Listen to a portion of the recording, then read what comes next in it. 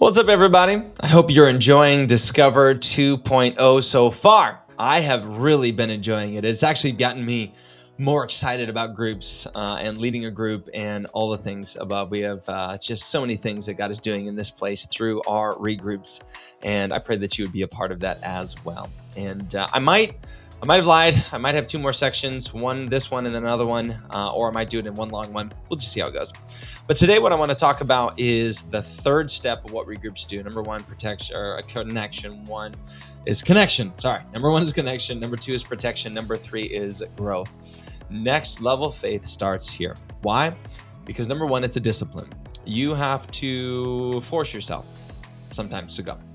You have to make the conscious decision that I'm going to separate some time of my week to get together with my community in Bible study, in whatever it may be that you're doing with that group, whether it's an interest-based group or a parenting group, whatever it might be.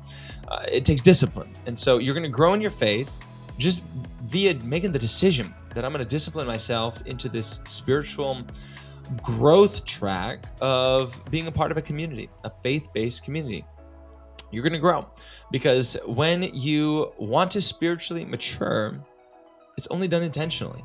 It's never done accidentally. If you tell me that you've been a Christian for 30 years, but you've never done anything with your Christian faith, you've never served your community, you've never given to a cause and being a part of something, I will tell you that you are a very immature Christian. You're not spiritually mature.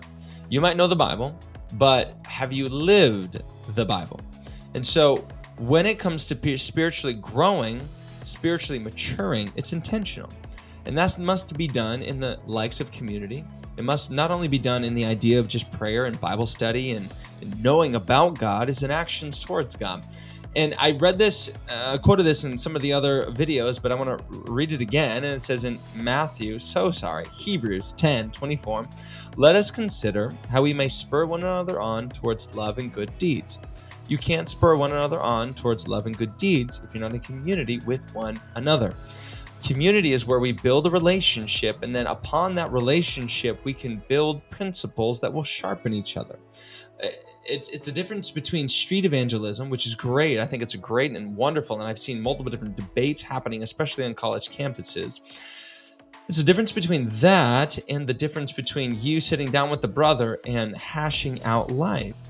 One is a conversation that a lot of times could lead to disagreements where people are more hostile toward one another.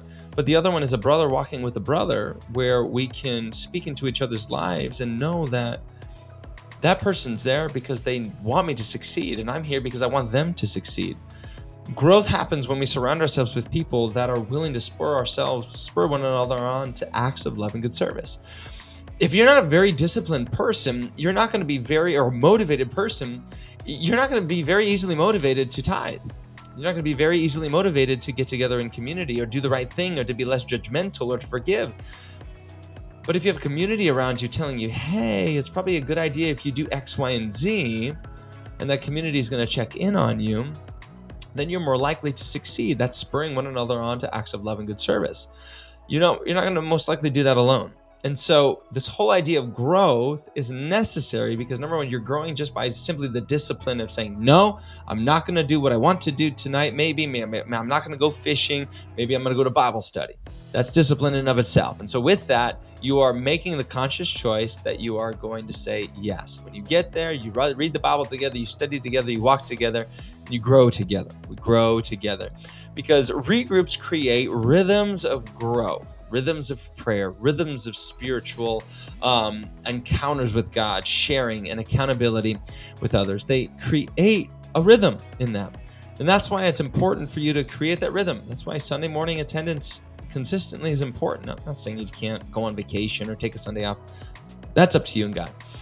But it's important for us to make it to a vast majority of our Sundays and a vast majority of the groups that are offered because you might miss something. I mean, look at Timothy. Oh my gosh.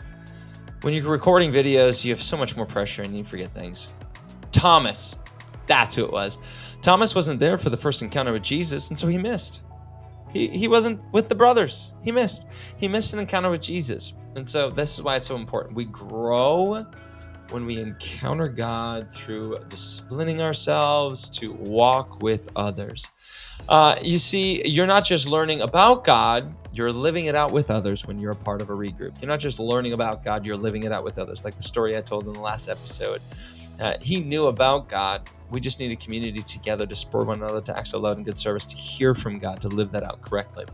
When you step into a regroup, there's three things that are also happening. You're sharpened by others, you're stretched in your faith by others, and you're strengthened to serve with others. You are sharpened by others. Iron sharpens iron, so one man or woman sharpens another. You're stretched in your faith. You're going to have things that you're going to have to bite your tongue on. You're going to be you're going to be with people, whether they're Christians or not. Some Christians say dumb things. Some Christians do bad things, and it's just a part of a sinful nature. It's going to happen. So if you try and just live a perfect life by separating yourself from people, you're going to live a pathetic life. It might be perfect, but it's going to be pathetic. And so you're going to have to exercise biting your tongue. You're going to have to exercise forgiveness, because someone's going to say the wrong thing. It's just going to happen. And so I'm just warning you, you're going to have to grow in your maturity by being able to forgive and to create tolerance for people by joining your group. It's not all going to be roses and cookies. You're going to have some spikes that you're going to have to deal with. You're going to have some sandpaper that you're going to deal with. But the beautiful thing about that sandpaper, it's going to rub the rough edges off of you and others. And so growth is so vital in these groups, and that's what happens. So bottom line, regroups help you go from attender to disciple 1 week at a time. I'm going to say that again. Regroups help you from going to be an attender to a disciple 1 week at a time. Don't just sit. Don't just be a squatter in church. Be a participator in what God is doing in not allowing groups to grow you, but you to grow others in groups. Because I promise, you not being there it's a missed opportunity, not only for you, but for other people as well, because you have a story that other people need to hear. And here's my next step challenge to you. I'm going to make a fifth video. Sorry, I'm going to do it in one more, because I'm going to give you some ins and outs and FAQs of regroups. I want to encourage you. Don't wait for the perfect season. Make this your perfect season. If you're watching this and a group is going on, get connected. You might have to shift your schedule around, but I encourage you.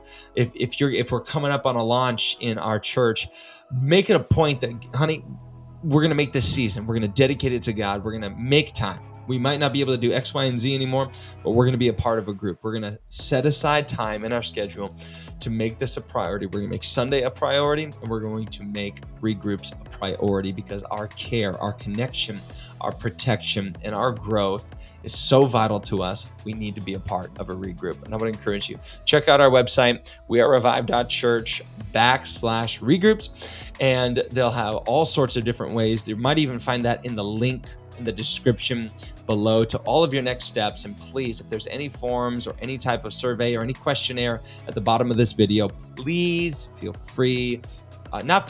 please fill that out so we can better help you with any questions that you might have according to discovering your community. With that being said, I love you guys. God bless you. And I'll see you on the next one. Peace out.